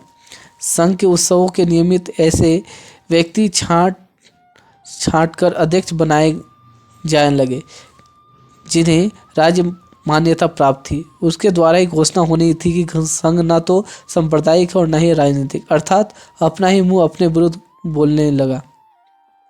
अब मध्य प्रांत के भूतपूर्व मंत्री सर मरोपन जोशी ने 1933 में संक्रांति उत्सव की अध्यक्षता करते हुए संघ को मुक्तकंठ से प्रशंसा की। शासन के परिपत्रक तथा इस प्रकार के व्यक्तियों की परस्पर विरोधी बातों के कारण सरकार का संघ के विरुद्ध उठाया गया पग मजाक का विषय ही बन गया। शासन ने चाहे जो कहा तथा उसके दावों को निरस्त करने के लिए जो भी नीति अपनाई गई, किंतु डॉक्टर जी ने संघ की दृढ़ भूमिका में किसी प्रकार का परिवर्तन नहीं किया। उन्होंने इस अवसर पर अत्यंत निर्भीकता से तथा स्पष्टता के साथ अपने दृष्टिकोण आत्मविश्वास को भी दृढ़ छाप दिखाई देती है। भाषण के प्रारंभ में उन्होंने संघ को 100 शाखाओं तथा 10,000 स्वयंसेवकों का उल्लेख करते हुए बताया, संघ राजनीति से अभिलप्त है तथा किसी का द्वेष न करते हुए हिंदू समाज को सुसंगठित एवं बलशाली बनाने के लिए प्रयत्नशील है। इस उपरांत परिपत्रक के विषय में आश्चर्य व्यक्त करते हुए उन्होंने कहा, इसे परिपत्रक को पढ़कर अथवा सुनकर अत्यंत आश्चर्य हुआ। एकाएक तो विश्वास नहीं हुआ कि मध्य प्रांत की सरकार इतनी अविवेकपूर्ण कार्य कर सकेगी, किंतु सरकार यदि अपनी धारणाओं को सत्य समझती है तो हमारा उससे आह्वान है कि वह सिद्ध करके दिखाए कि संघ ने आज तक के प्रचलित राजनीतिक आंदोलनों में से किन किन में भाग लिया तथा हिंदुस्तान के किस हिंदू समाज के ऊपर आक्रमण करने का कहाँ कहाँ प्रयत्न किया। यदि European association, European chambers of commerce जैसी संस्थाएं कम्युनल नहीं है, उनके चाहे तो सरकारी अधिकारी भाग ले सकता है, तो फिर हिंदू समाज को संगठित करने के उद्देश्य में स्थापित यह संस्था कैसे कम्युनल हो सकती है तथा उसमें सरकारी क्यों नहीं भाग ले।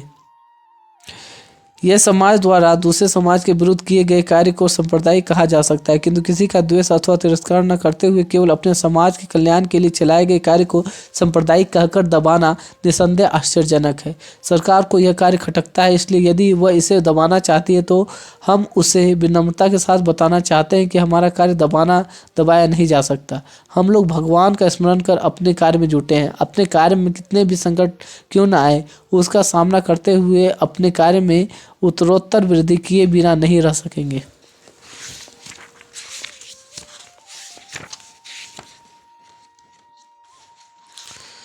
अध्याय 22 गांधी जी से भेंट।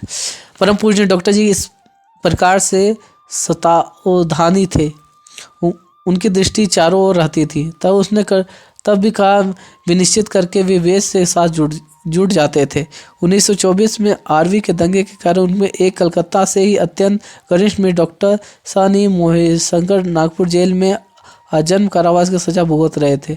सब प्रकार से व्यक्त जीवन से वे भी डॉक्टर मोहर्रीर से नियमित रूप से मिलने के लिए समय निकाल लेते थे। उसके अन्य पारिवारिक जनों तथा मित्रों को भी मिलाप का व्यवस्था के समय समय पर करते रहते थे, जिसे एक बार उन्होंने अपना कहा वो फिर उसके प्रति अपने कर्तव्य में किसी प्रकार का व्यवधान नहीं आने देते। इस कर्तव्य दक्षता से दिनांक 28 फरवरी को जब डॉक्टर मोहर्रीर कारागार से मुक्त हुए तो जेल के फाटक के बाहर उन्हें पैर पड़ते ही डॉक्टर जी ने उन्हें पुष्पमाला से लाद कर प्रलांग आलिंगन से जड़ लिया। उन्हें वे प्रेमपूर्वक घर ले गए और दूसरे दिन नागपुर के अनेक प्रतिष्ठान सज्जनों को आमंत्रित कर उनका अथायोग्य सत्कार किया। विभिन्न शाखाओं पर भी डॉक्टर मोहर्रीर का सत्कार किया। नागपुर के वर्ष प्रतिस्पर्धा उत्सव पर भी उनका डॉक्टर जी ने अभिनंदन किया और अपने भाषण में शासन की उन्हें समय पर कारामुक्त न करने के लिए भर्त्सना की। उन्होंने कहा, डॉक्टर मोहर्रीर कुल 8.25 वर्ष की सजा भोगने के पश्चात अभी छूट कर आए हैं। जेल के नियमों के अनुसार उनकी मुक्ति इसके पूर्व होनी चाहिए थी, परंतु आजकल मध्य प्रांत की सरकार का चक्र किस वक्र गति से घूमता है यह तो सबको पता ही है। राष्ट्रीय स्वयंसेवक संघ की दृष्टि से यह महत्व के व्यक्ति इन दिनों डॉक्टर जी ने सहवास में आ रहे थे और वे एक दूसरे के सरसंघचालक श्री माधवराव गोलवलकर। जून 1933 में वे काशी विश्वविद्यालय में प्रधानाचार्य पद से अवकाश ग्रहण करके नागपुर में रहने लगे थे। यहाँ वे अपने मामा श्री बालकृष्ण पंत रायकर के यहाँ रहते थे। उस समय उनके माता पिता रामटेक में थे। डॉक्टर जी की प्रेरणा से शिक्षा प्राप्ति के हेतु काशी विश्वविद्यालय में गए हुए श्री भैयाजी दानी, बाबूराव तेलंग और तात्याराव तेलंग आदि प्रमुख कार्यकर्ताओं से प्रेस से श्री गुरु गोलवलकर संघ के साथ संबंध तो काशी में ही हो गया, अब धीरे धीरे दृढ़ भी होता गया।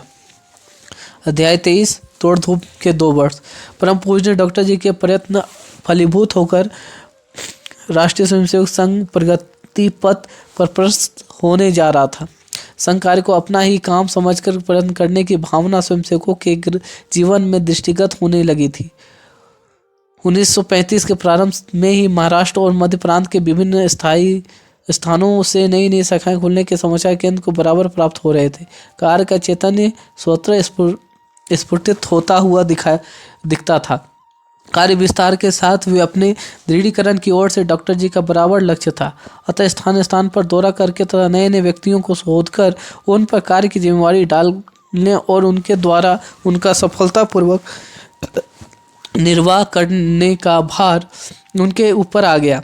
स्वतः की तनिक भी चिंता न करते हुए अत्यंत निर्लस भाव से वो अपने इस कर्तव्य की पूर्ति में जुट गए थे। इसका अनुमान इस काल के पत्राचार से सहज ही लगाया जा सकता है। फरवरी मास में वे विदर्भ में अनेक शाखाओं के निरीक्षण हेतु गए। दौरे में वापस आने पर उन्हें पत्र में लिखते हैं, ऐसा दिखता है कि विदर्भ का दौरा स्वास्थ्य के लिए अनुकूल नहीं रहा। वहाँ से वापस आने के बाद वे प्रति हल्का बुखार रहने लगा है तथा दुर्बलता बहुत बढ़ गई है, पर खांसी कतई नहीं है। फिर भी फेफड़े में काफ़ी कमजोरी मालूम होती है। अतः तीव्र इच्छा होने के बाद भी अगतिक होकर कानपुर का दौरा स्थगित करना पड़ रहा है। किंतु इस अवस्था में भी मैं नागपुर में अपना घूमना फिरना बराबर कायम था। सभाओं में सांप्रदायिक निर्णय, कम्युनल अवार्ड के विरुद्ध भाषण, लगातार पत्राचार तथा लोकमान्य तिलक के स्नेही श्री दादा भाई कर्णिकर के नागपुर आगमन पर उन्हें विभिन्न शाखाओं को दिखाने आदि के कार्यक्रमों के बराबर करते रहे। इतना ही नहीं, उक्त पत्र के लिखने के 1 मास बाद वे महाराष्ट्र की कुछ शाखाओं के दौरे पर गए और वहाँ के व्यक्त एवं कष्टपूर्ण कार्यक्रमों का भी निर्वाह किया।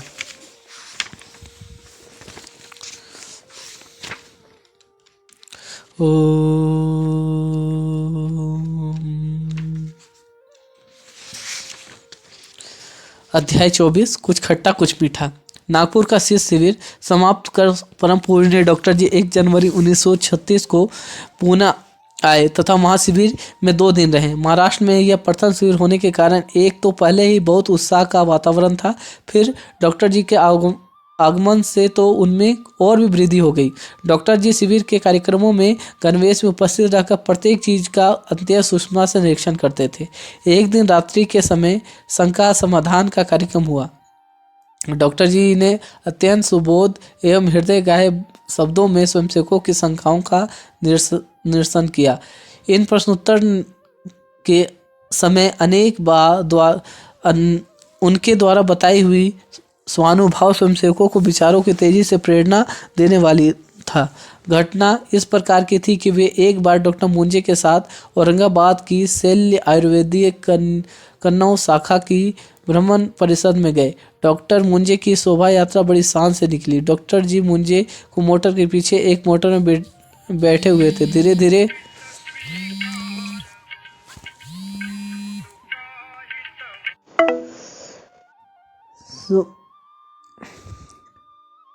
कुछ खट्टा कुछ मीठा। अध्याय 24। नागपुर का शिविर समाप्त होते परम पूजनीय डॉक्टर जी 1 जनवरी 1936 को पुणे आए तथा वहां शिविर में 2 दिन रहे। महाराष्ट्र में यह प्रथम शिविर होने के कारण एक तो पहले ही बहुत उत्साह का वातावरण था, फिर डॉक्टर जी के आगमन से तो उससे और भी वृद्धि हो गई थी। डॉक्टर जी शिविर के कार्यक्रमों गणवेश में उपस्थित रहकर प्रत्येक चीज का अत्यंत सूक्ष्मता से निरीक्षण करते थे। एक दिन रात्रि के समय शंका समाधान का कार्यक्रम हुआ। डॉक्टर जी ने अत्यंत सुबोध एवं हृदय ग्राह्य शब्दों में स्वयंसेवकों की शंकाओं का निरसन किया। इन प्रश्नोत्तर के समय उनके द्वारा बताया हुआ स्वानुभव स्वयंसेवकों को विचारों को तेजी से प्रेरणा देने वाला था। घटना इस प्रकार की थी कि वे एक बार डॉक्टर मुंजे के साथ औरंगाबाद की शुक्ल यजुर्वेदीय कन्नौज शाखा की भ्रमणविद परिषद में गए। डॉक्टर जी मुंजे का शोभा यात्रा बड़ी शान से निकली गई। डॉक्टर मुंजे को मोटर के पीछे एक मोटर पर बैठे हुए थे। धीरे धीरे चलने वाले जुलूस रास्ते में लोगों का सत्कार ग्रहण करने के लिए तो बीच में रुकता जाता था। एक स्थान पर किसी सज्जन ने अपनी बगल में खड़े हुए कुछ मुसलमान व्यक्ति से डॉक्टर मुंजे का परिचय जानने की इच्छा से पूछा कि मोटर में बैठे हुए नेता कौन है। इस पर उस मुसलमान ने तिरस्कारपूर्ण भाव से उत्तर दिया, ये तो खटमल के बाबा हैं। यह घटना बताकर डॉक्टर जी ने कहा, हमारे समाज के एक प्रमुख नेता के संबंध में उन अन्य समाज का एक साधारण सा व्यक्ति यदि इस प्रकार का बकवास कर रहा है तो उसका यही अर्थ है कि हमारा समाज आज इतना दुर्बल हो गया है कि उन्हें लगता है कि उन्हें खटमल के समान कुचल दिया जा सकता है। अतः हमें अपने समाज को अपने देश हिंदुस्तान में प्रतिष्ठा प्राप्त करने के हेतु संगठित होकर प्रयत्न करना चाहिए। पूना के शिविर के उपरांत डॉक्टर जी ने पंढरपुर तथा सोलापुर होते हुए सांगली गए। वहां से महाराष्ट्र के प्रांत संचालक श्री काशीनाथ पंत लिमट को साथ लेकर मिरज, जयसिंह, हरिपुर, कोल्हापुर, कांगल, निपाई, चिकोड़ी, सोरांगदे, चिड़लून, गोलाघाट, दाभोल, माखन, कंढा, सतारा आदि 26 स्थानों पर जाकर वहां की शाखाओं का निरीक्षण किया। प्रत्येक स्थान का वृत्त देना तो स्थानाभाव से संभव नहीं होगा, किंतु कुछ विशेष प्रसंग का उल्लेख है। जिस समय डॉक्टर जी कोल्हापुर गए उन दिनों वहां का संघ कार्य राजा राम स्वयंसेवक संघ के नाम से चलता था, क्योंकि सरकारी दबाव के कारण वहां की रियासत के अधिकारियों ने राष्ट्रीय संघ पर प्रतिबंध लगा दिया था। वहां के प्रसिद्ध अंबाबाई के मंदिर के आंगन में डॉक्टर जी के भाषण की योजना की गई। सभा में जनता आकर बैठ गई, किंतु अध्यक्ष महोदय शासन के भय के कारण नहीं आए। इस पर डॉक्टर जी ने छत्रपति शिवाजी के चित्र को अध्यक्ष की कुर्सी पर आसीन करके कहा तथा उनकी अध्यक्षता में हमारे भाषण प्रारंभ किया। 2-3 हजार की श्रोता मंडली को संबोधित करते हुए डॉक्टर जी ने कहा, कोल्हापुर जैसे नगर में मेरे भाषण के लिए प्रत्येक छत्रपति होने पर अन्य किसी अध्यक्ष की क्या आवश्यकता है। मुझे शिवाजी महाराज अध्यक्ष के नाते प्राप्त हुए हैं, ये मेरा कितना सौभाग्य है।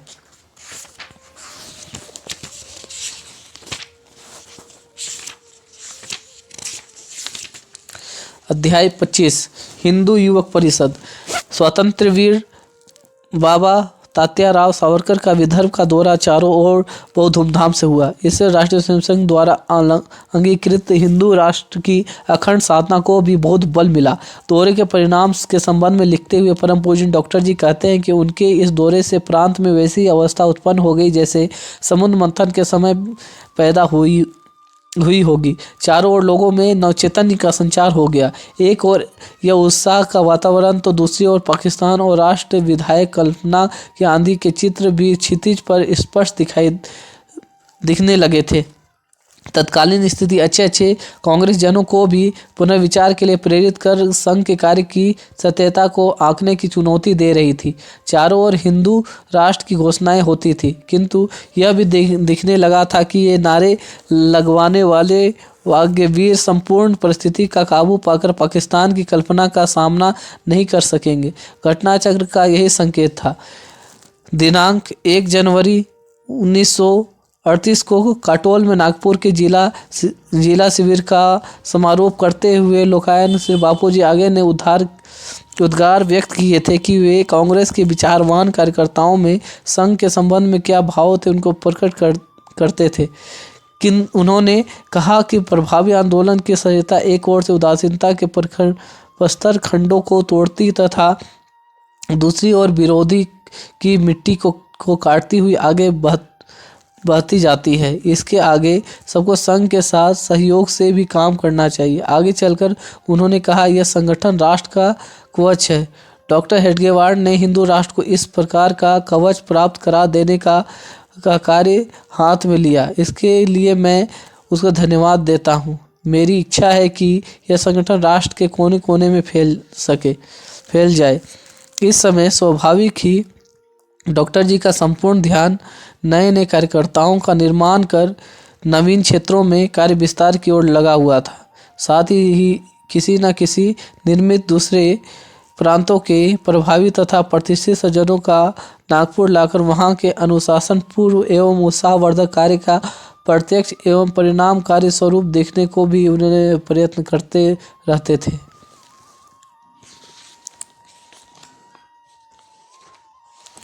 अध्याय 26 कार्य विस्तार। सारागाछी आश्रम से शोकाकुल श्री गुरुजी नागपुर लौट आए। यहाँ परम पूजनीय डॉक्टर जी से सने सने उसका समय अधिक आने लगा। डॉक्टर जी ने प्रेम पूर्वक एवं आकर्षणपूर्वक व्यक्तित्व के प्रभाव से श्री गुरुजी संघ के दीर्घ प्रतिनिधि के कार्य में और अधिकाधिक ध्यान देने लगे। किंतु इन दिनों वे बराबर नागपुर में नहीं रहते। बीच बीच में रामटेक तथा अपने मामा जी या मित्रों के यहाँ चले जाते। पर कहीं भी रहे उनका शाखा से निकट संबंध आता जा रहा था। वे गुरुजी के माता जी तथा पिताजी को भी स्पष्ट हो गया था कि वे घर गृहस्थी के जंजाल में नहीं पड़ेंगे। इस बात से अपने जीवन में वो एक उदासीनता की छाया फैल गई थी। पर श्री गुरुजी का जैसे डॉक्टर जी के संबंध घनिष्ठ हो गया और वे संघ कार्य के निमित्त कहीं स्वतंत्र रूप से कभी डॉक्टर जी के साथ प्रवास पर जाने लगे तो उसके कृतित्व का एक एक पहलू प्रकट होने लगा। वैसे ही अपने उनके माता पिता के मन में उदासीनता का भाव भी दूर होता गया। आगे चलकर वे श्री गुरु जी के पूर्णतः संघार्पित जीवन दोनों के आनंद और प्रशंसा का भी विषय बन गया। पूना की हिंदू युवक परिषद के लिए जाने के पूर्व मई 1938 में डॉक्टर जी के नागपुर में अधिकारी शिक्षण वर्ग का दायित्व भी श्री गुरु जी के ऊपर सौंप दिया गया।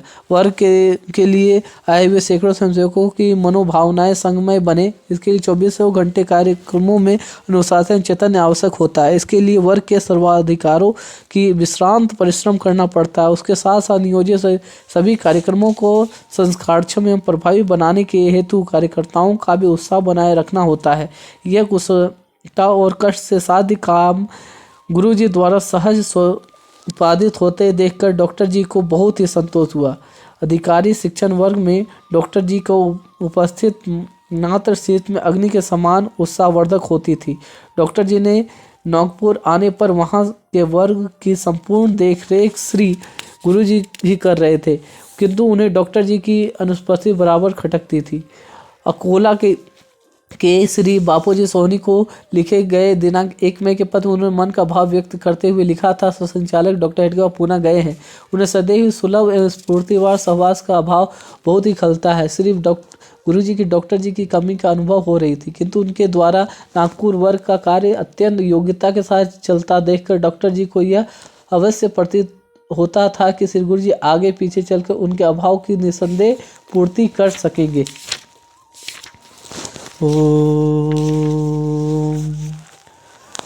अध्याय 27 दृढ़ीकरण। विश्व राजनीति में तेजी से परिवर्तन हो रहा था। परितंत्र राज्यों को अपनी स्वतंत्रता के लिए संग्राम का उपयुक्त अवसर निकट आता हुआ नजर आ रहा था। यह साफ दिखने लगा था कि वे बलशाली जर्मनी की आक्रमण नीति तथा उसको रोकने के लिए इंग्लैंड के संतुष्टिकरण के प्रयत्नों में से विश्व संघर्ष अवश्य निर्माण होगा। परम पूज्य डॉक्टर जी ने तो सभी पर्यंत इसी देह और इसी आंख से स्वतंत्र हेतु राष्ट्र का वैभवपूर्ण दृश्य देखने को इच्छुक एवं पवित्र महत्वाकांक्षा लेकर चल रहे थे। स्थिति के पारखी होने के कारण उसे आने वाला समय आशा और संदेहवाहक लगा तो कोई आश्चर्य नहीं, किंतु ऐसा लगता था कि 1938 के प्रारंभ से ही उन्हें यह व्यथा पीड़ा दे रही थी कि एक ओर से अवसर का लाभ उठाने लायक शक्ति अभी देश में नहीं और दूसरी ओर स्वयं के दुर्बल शरीर में भी आवश्यक दो पैर करने की क्षमता नहीं बची। परिस्थिति के अनुकूल एवं योग्य अवसर पर आत्मविश्वास के साथ उठ सकने की पात्रता का संयोग ही स्वर्ण संधि होती है। इसमें से प्रथम तो सामने नजर आ रही थी, किंतु दूसरी के संबंध में कोई निश्चित नहीं थी। विदर्भ, मध्य प्रांत, महाराष्ट्र और पंजाब प्रांतों में शाखाएं कुछ जम गई थी, किंतु प्रांतों में ही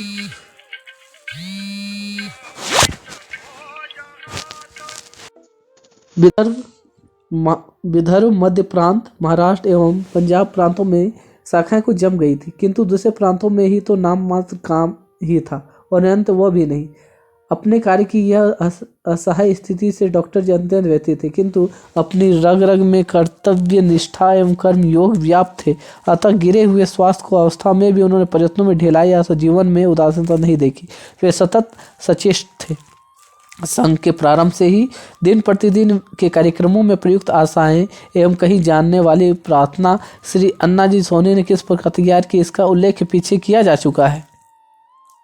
जिस प्रकार संघ का कार्य केवल नागपुर एवं आसपास के प्रांतों तक सीमित था, तब संस्कृत एवं मराठी की मिश्रित आज्ञाएं तथा हिंदी मराठी प्रार्थना से काम चल सकता था, किंतु अब संघ की शाखाएं पंजाब, उत्तर प्रदेश, बिहार, गुजरात, कर्नाटक आदि प्रांतों में खुलती जा रही थी। अतः प्रार्थना और आज्ञाएं को प्रकृत स्वरूप से परिवर्तन आवश्यक हो गया था। डॉक्टर जी की इच्छा थी कि प्रार्थना की रचना इस प्रकार हो ताकि उन्हें स्वयंसेवकों के मन पर अपनी ध्येय निष्ठा की दृढ़ छाप लगे। इस सभी बातों का विचार करने के कारण डॉक्टर जी ने फरवरी 1938-39 में अपने मित्र श्री नाना साहब टालाटोली के गांव सिंधी में प्रमुख कार्यकर्ताओं की एक बैठक बुलाई।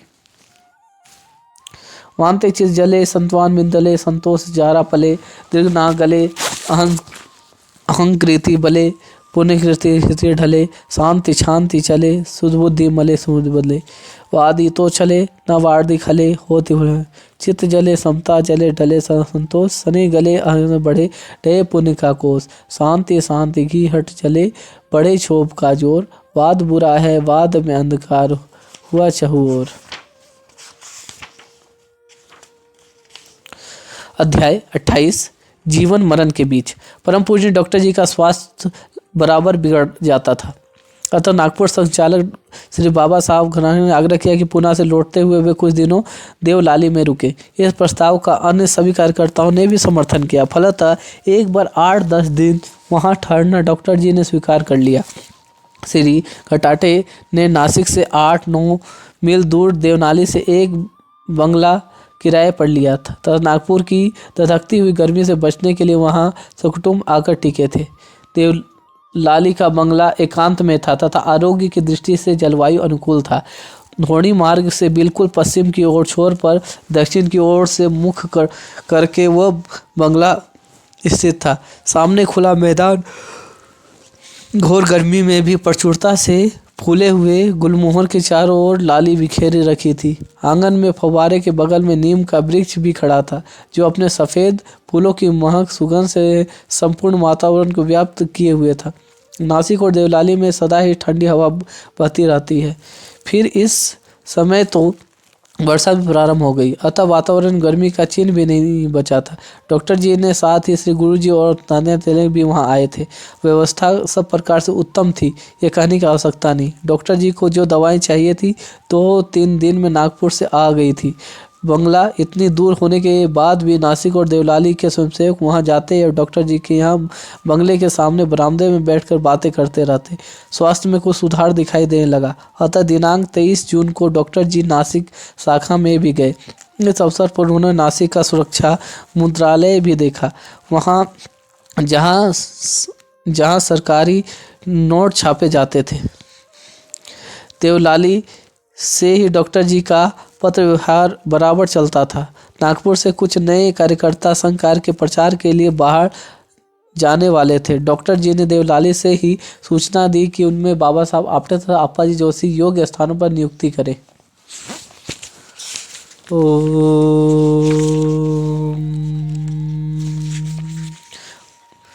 अध्याय 29 राजगिरी में चिकित्सा। नासिक से लौटने के बाद परम पूज्य डॉक्टर जी के लिए प्रवास करना अत्यंत कठिन हो गया था, कारण स्वास्थ्य बहुत ही नाजुक हो गया था।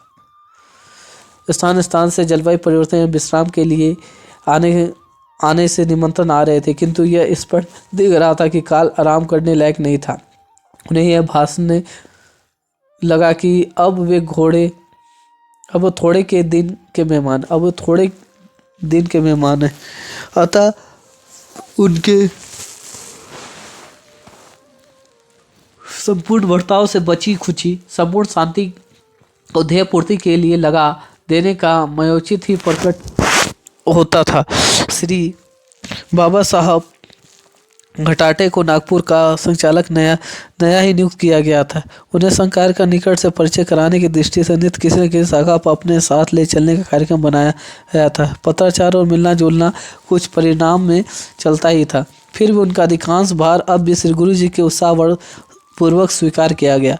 नासिक में बीमारी के पूर्व डॉक्टर जी के मन में यह शंका रह उठती थी कि गुरुजी अभी तो बड़ी उमंग के साथ संघ के काम में जुटे हैं, पर न मालूम किस दिन उनके अंदर की वैराग्य वृत्ति प्रबल हो उठे और वे कार्य से दूर हो जाए। उसके मन की वह झुकी कभी प्रकट भी हो जाती थी, पर 1939 में वो अधिकाधिक विश्वास होने लगा था कि गुरुजी का जीवन अब संगमय और कर्मयोगी ही रहेगा। इस विश्वास के आधार पर उन्होंने श्री गुरुजी को सरसहकारवा नियुक्त किया था। श्री गुरुजी को डॉक्टर जी के रूप में विचरण करने वाले हिंदू राष्ट्र पुरुष की आकांक्षा का दर्शन हो गया था और उन्होंने मन ही मन उनके संपूर्ण तन मन धन को इस आकांक्षा की पूर्ति के लिए समर्पण करने का निश्चय कर लिया था। डॉक्टर जी को अब अपना शरीर मातृभूमि की सेवा के लिए शक्तिहीन एवं असमर्थ प्रतीत होने लगा था। ऐसे समय यही कहना युक्त होगा कि डॉक्टर जी के मन में एक रूप होकर भी डॉक्टर जी ने अपना तरुण शरीर अपने चरणों पर चढ़ा दिया। इस प्रकार की असामान्य विशुद्ध एवं अविचारी निष्ठा लेकर श्री गुरु जी ने भिन्न भिन्न प्रांतों में प्रवास कर यहाँ के संकार्य में अधिक वेग और उत्साह निर्माण करने का प्रयत्न प्रारंभ कर दिया। अगस्त 1939 में आधिकारिक शिक्षण के वर्ग के लिए वे पंजाब गए और स्थानों पर शाखाओं का निरीक्षण किया।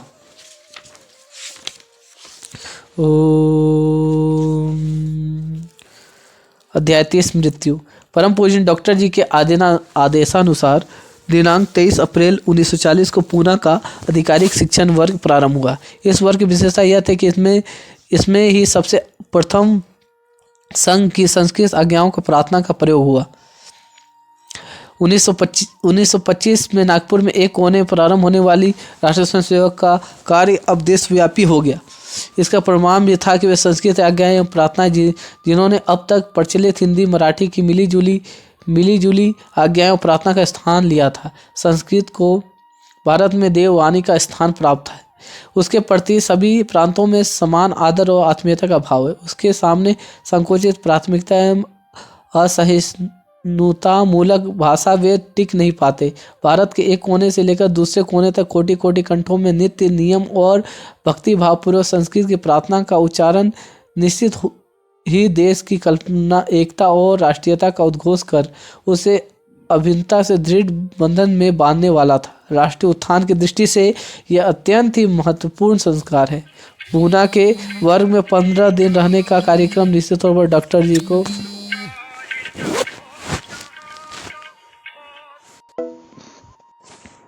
पूना के वर्ग में 15 दिन रहने का कार्यक्रम निश्चित तौर पर डॉक्टर जी दिनांक पूना के वर्ग में 15 दिन रहने का कार्यक्रम निश्चित कर डॉक्टर जी दिनांक 28 अप्रैल को नागपुर से चले गए। 27 अप्रैल को नागपुर से चले गए। इस समय वह स्वास्थ्य समानता देखने में ठीक लगता था। ऐसा नहीं कहा जा सकता कि उनमें सदा प्रसन्न रहने वाले स्वभाव का ही परिणाम था, क्योंकि नागपुर से पुणे जाते समय जब वे मार्ग में एक दिन के लिए नासिक रुके तो वहाँ डॉक्टर दामले तथा डॉक्टर चौबे ने उनके स्वास्थ्य की परीक्षा की। ये 1939 में डॉक्टर जी की बीमारी के इस समय उसकी चिकित्सा करने के कारण डॉक्टर जी के स्वास्थ्य की अवस्था से भली भांति परिचित थे। उनका इस समय यही मत था कि स्वास्थ्य में रुपये में 12 आने सुधार हो गया है। नासिक से कल्याण जाते हुए दिनांक 29 अप्रैल को डॉक्टर जी पूना पहुँचे। मार्ग में कल्याण पर फ्रांस संचालक डॉक्टर श्री कावालियमेंट, मुंबई संचालक श्री दादा नाइक, सतारा संचालक श्री भाऊराम मोड़ तथा अन्य स्वयंसेवक ने उनसे भेंट की। पूना स्टेशन पर उनके स्वागत के लिए सैकड़ों स्वयंसेवक उपस्थित थे। डॉक्टर जी की उपस्थिति मात्र पूर्व उत्साह एवं आनंद निर्माण करने वाली थी। पूना में आने के बाद इसी तथ्य का नित्य अनुभव होने लगा था।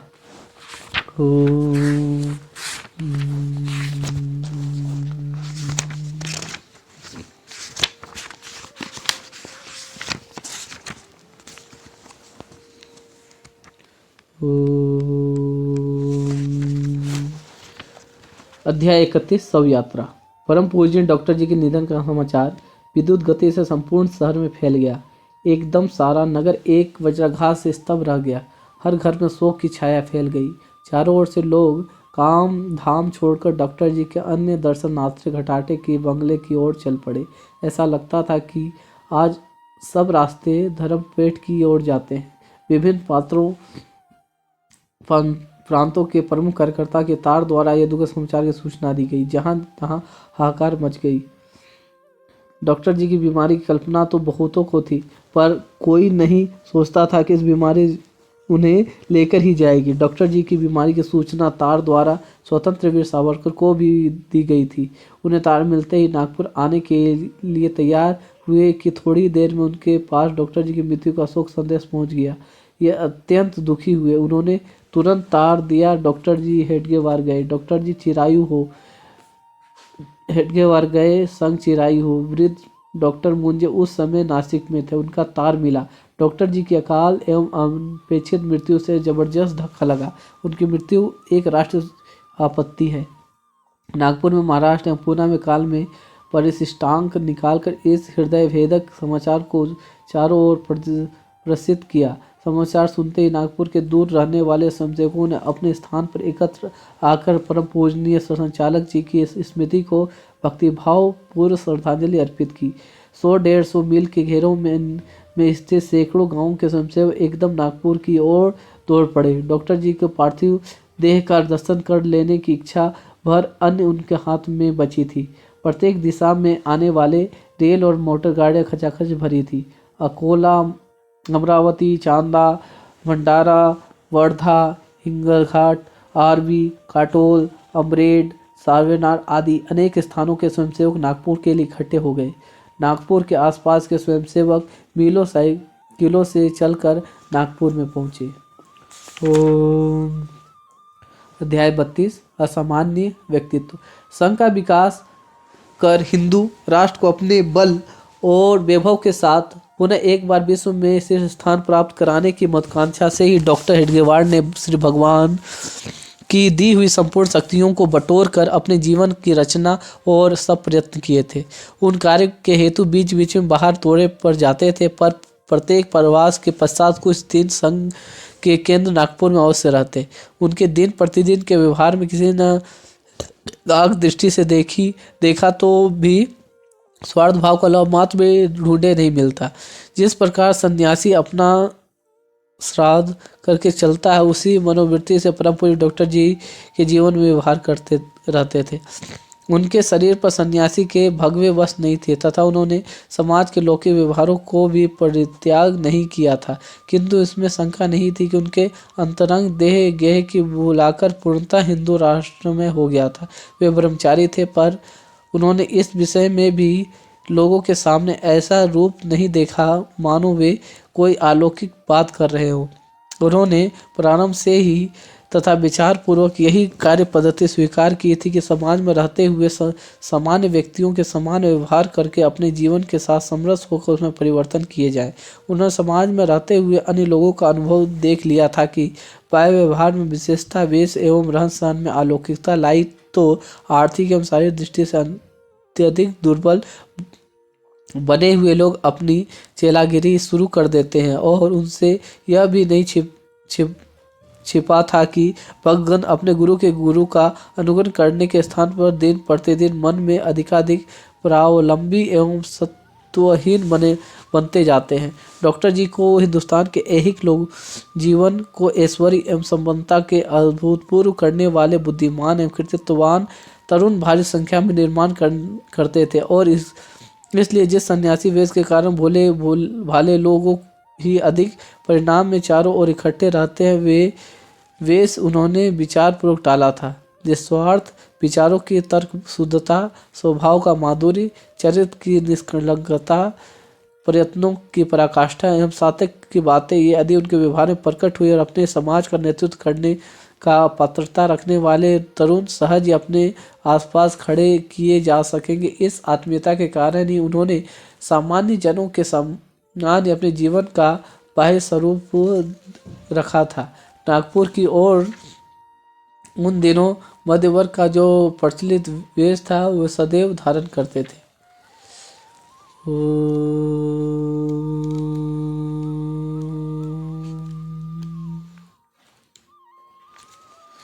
कण कण भी यदि अनु में तेज हो तुम्हारा, चमकाए तिमिर भरा भूमंडल सारा। जहाँ बालों का संग वहाँ बाजे मृदंग, जहाँ बुढ़े का संग वहाँ खर्चे से तंग। जहाँ बालों का संग वहाँ बाजे मृदंग। ओम।